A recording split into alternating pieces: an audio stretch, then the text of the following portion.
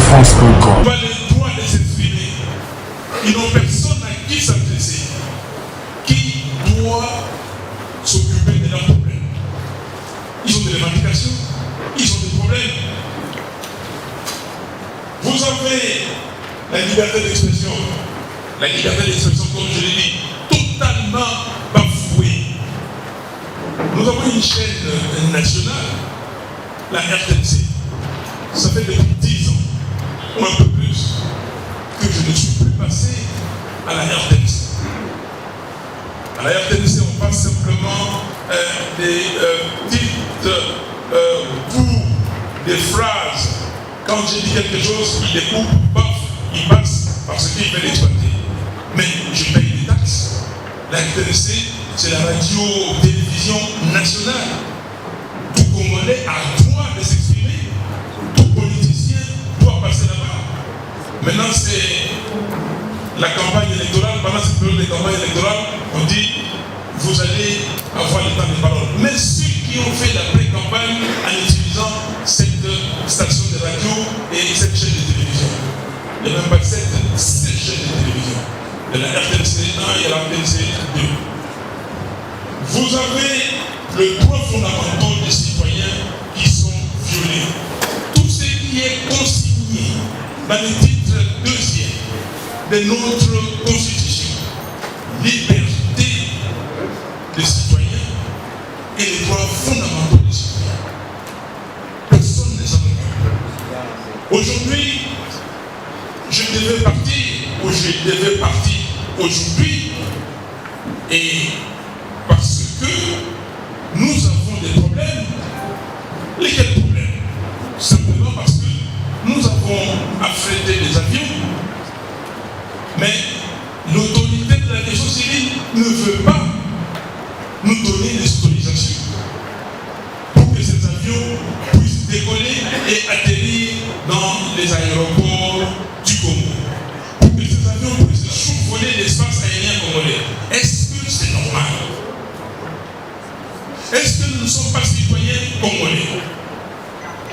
Est-ce que les droits fondamentaux, les libertés fondamentales des citoyens qui sont consignées dans notre Constitution, nous n'avons pas le droit d'en jouir? Est-ce qu'il y a une catégorie de citoyens qui est exclue? Voilà le bilan du régime Kabila. La politisation des forces de l'ordre, tout est politisé et même tribalisé. Les policiers qui devaient assurer la protection, vous sentez que ma voix a saisi. Pardon? Oui, nous sommes rentrés le 2021, mais on nous a gazé. Des gaz lacrymogènes, j'ai inhalé des quantités de gaz impossible de respirer. Et j'ai vu à côté de moi des policiers dépouiller ces grenades lacrymogènes. Ce n'est pas acceptable. Ce n'est pas acceptable. Depuis le 14 février 2016, la dernière m'a ravi ma voiture. Ma Jeep. Depuis, ça fait combien d'années? Plus de 2 ans et demi. Ça va faire bientôt 3 ans. Tout, les téléphones et tout le reste. Il y avait même l'argent. Ils ont ravi ça. Jusqu'aujourd'hui, ça se trouve à la dernière. Pourquoi une catégorie des Congolais doit subir les affres de la dictature kabiliste? Pourquoi? Et ça doit changer. Comme les cardinaux l'ont dit, nous devons changer cette situation et Namouka est là pour changer cet état de choses.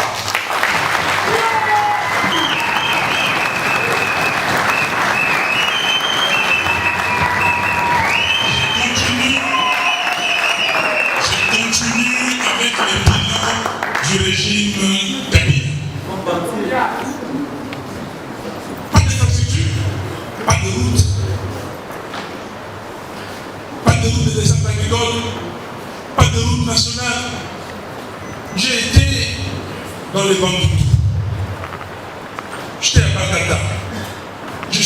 les maisons des citoyens congolais, j'ai vu des cossettes de manioc, j'ai vu des sacs d'arachide.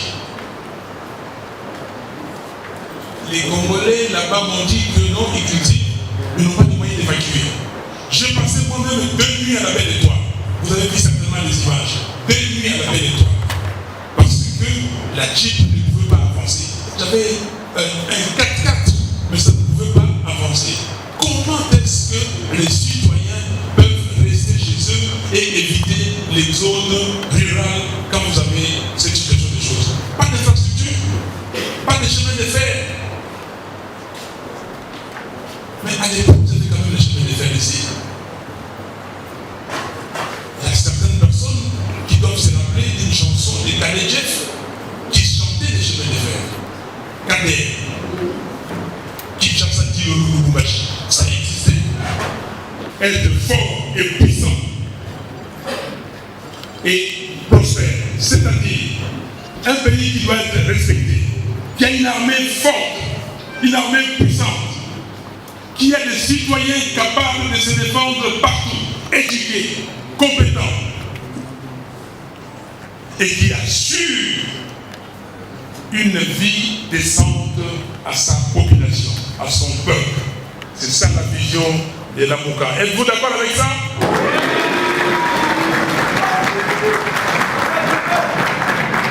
Alors, pour matérialiser cette vision, nous avons les axes prioritaires.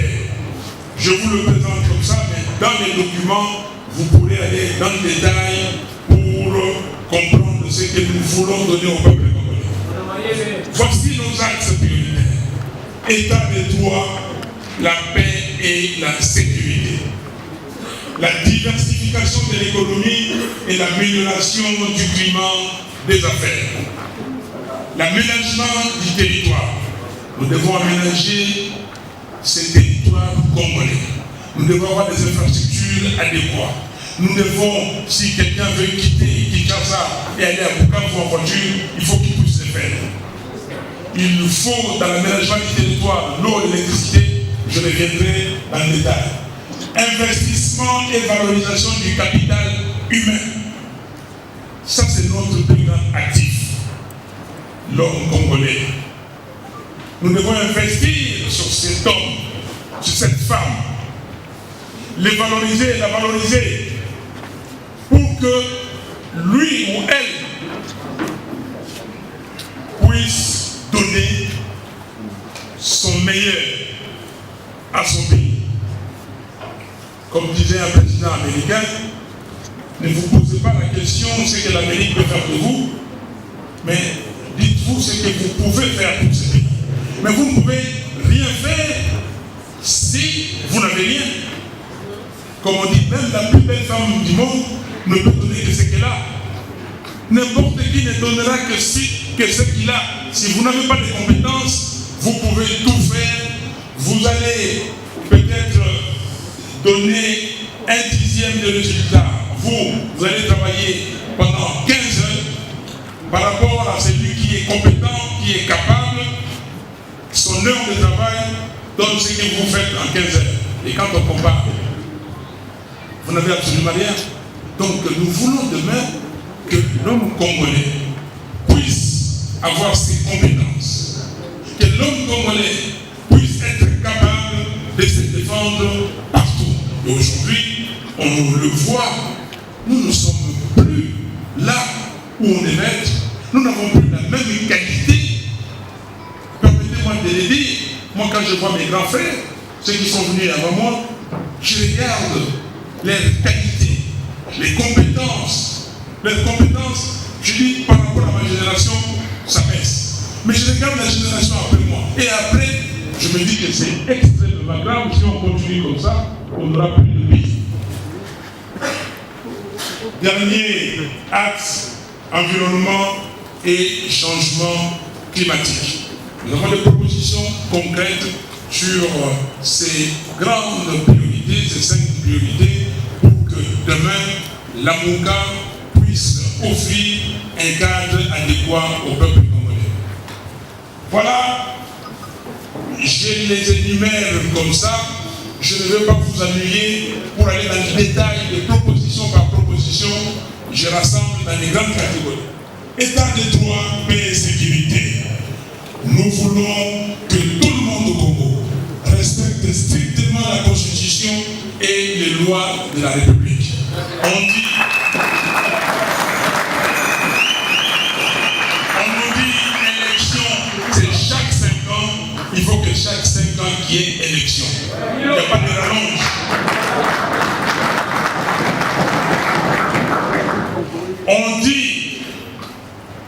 On dit non. La loi électorale dit que il y a un article là qui s'appelle article 237 terre, que le vote électronique est interdit pour les élections en cours. Est-ce qu'il faut violer cet article? Non. C'est ça la question. Quand nous disons aux gens, nous respectons la loi et les calendriers électoraux, qui est une décision de la CENI prise conformément à la loi électorale, donne des activités pour organiser les élections. On nous dit que nous allons voter avec le bulletin papier. Regardez, il a été 39 et 40, vous allez voir. Est-ce que dans la loi électorale ou dans les calendriers électoraux, quelque part, on parle de machine à voter? Non. Ça, et vous comprenez notre effet, et comment on ne fait absolument rien pour sortir l'Afrique centrale de cette situation. Donc, nous devons avoir l'intégration régionale. Nous avons certaines mesures pour pousser, accélérer cette intégration, voir avec le pays voisin, avec le pays de la région, comment on peut faire, comment on peut avoir, par exemple, les allées et venues sans visa, comment on peut avoir les entrées des marchandises sans taxe. Ça, c'est des choses que nous verrons demain et c'est notre programme. Investissement et valorisation du capital humain. Nous voulons investir dans l'éducation, dans la recherche et l'innovation. Nous voulons créer des emplois. Nous avons dit dans la période, nous devons créer au moins 20 millions d'emplois.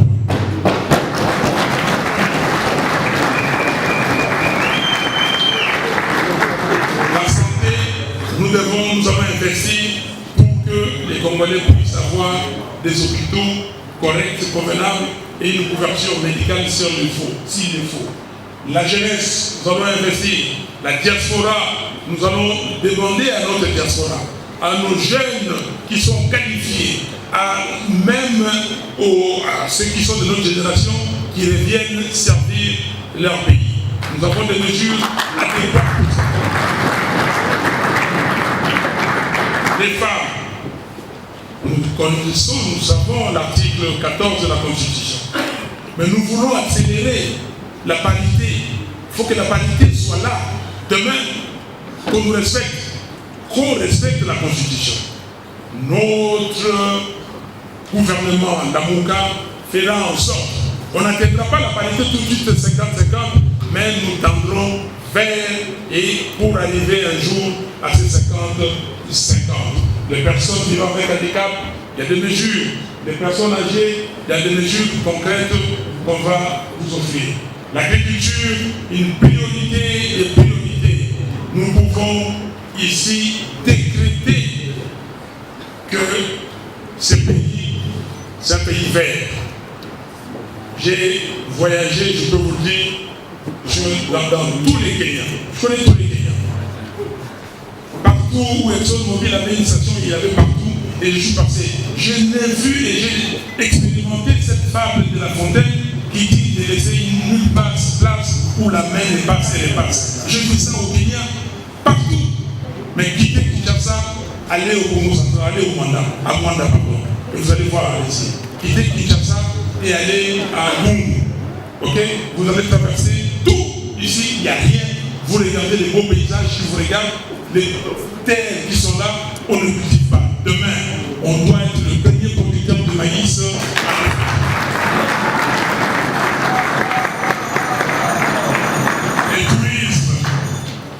Le tourisme, et je l'ai dit tout le temps, l'Afrique du Sud, plus de 10 milliards de touristes chaque année dans son budget, plus de 10 milliards.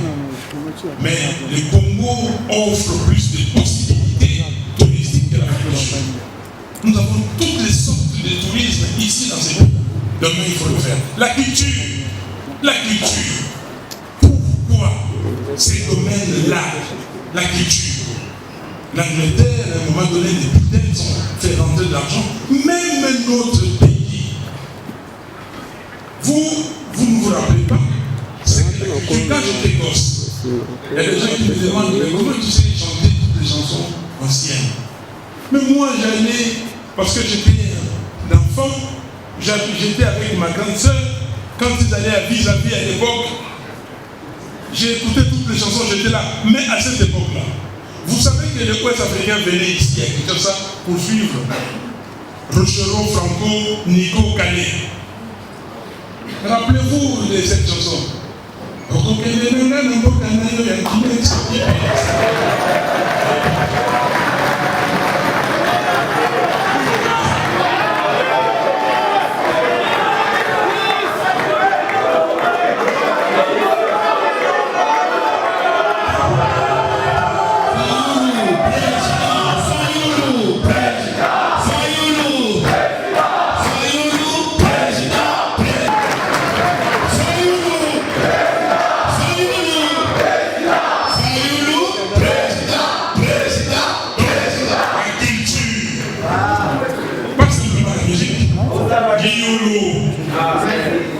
Liolo. Mais allez voir en Côte d'Ivoire, allez au Sénégal, vous allez dans les aéroports, Liolo est là. Il y a un autre, c'est Kamba ou Kanji. Samba. Non, pas Samba, c'est actuel. Il y a un qui est décédé. Et quand j'étais à Abidjan, il y a Maître Kanga qui m'a dit Tamba. Alors, c'est Tamba, non? Tamba. Ma femme est venue chercher Tamba ici. Ramène les œuvres d'art qui ont été prises par les colonisateurs. Mais nous avons. Qu'est-ce que nous faisons? Quel est le musée que vous avez ici? Seulement, comment dire, les trois grandes rubriques, les deux grandes rubriques. Le budget de consommation, année par année. Et vous allez voir, 2019, budget des consommations, on a voulu mettre les années là pour que vous voyez bien qu'on sépare. Donc, ça commence pour le budget des consommations totales pour la période 45 milliards de dollars et pour les budgets d'investissement 126 milliards. Mais comment nous arrivons à ces chiffres-là? Nous avons, pour les ressources de l'État, investissement sur les ressources internes. Nous avons 15 milliards. Les emprunts et la coopération efficace, ça nous donne 20 milliards sur la paix. J'avais d'ailleurs donné 40 minutes au président Fayulu. Il m'a captivé moi-même que je lui ai laissé tout le temps de parler. Je crois qu'il mérite encore un peu d'applaudissements.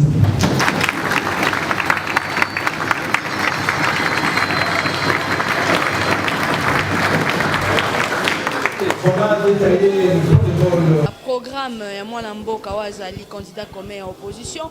Martin Fayulu Madidi, numéro 4, ndenge bazobenga malgré que les lots tongeto kutana awa tongeto kutana na Béatrice vis-à-vis l'état moyini basayini bapime so Béatrice toyeko kutana awa na kata 5 nazana moko ba artiste oyope Aidika Ramaso aza candidat na maponami ya ba élection nationale na biso awa na district ya Moamba. Moamba, Jean Boubal provincial. Nalemba. Tomoni candidat na biso nyonso bazo pesa ba programme bazo négliger culture. Donc en tant qu'artiste pour na yo zo mona oui, pour nini Congo toza place toza boui. Parce que justement tu négliges la culture. Oui, budget et la culture est à 0,02%. Et moi j'ai toujours dit qu'un peuple sans culture, c'est un peuple sans âme. Peut-être que Zogangaï n'a pas que la vision la restauration de l'homme intégral. Quand on révalorise l'homme intégral, on le révalorise dans sa chair, c'est-à-dire dans sa santé, dans son manger, dans sa famille.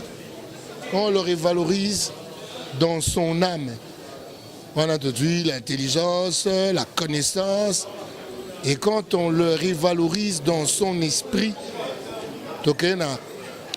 contact et Montona Bonzambe. Mais tout ça, c'est ce qui fait la culture de l'homme. Quand on ne parle pas trop de culture, c'est parce qu'on croit que la chose culturelle ne se limite qu'à la musique. Et j'ai déjà côtoyé le pouvoir pendant très longtemps, le pouvoir actuel et le pouvoir d'il y a longtemps. J'ai compris que ces gens ne limitent la culture qu'à la musique. Donc il faut comprendre que 0,02% le quoi budget. Quand on aura restauré l'homme intégral, l'homme connaîtra la valeur de la culture. Voilà. Merci beaucoup, honorable. Hein?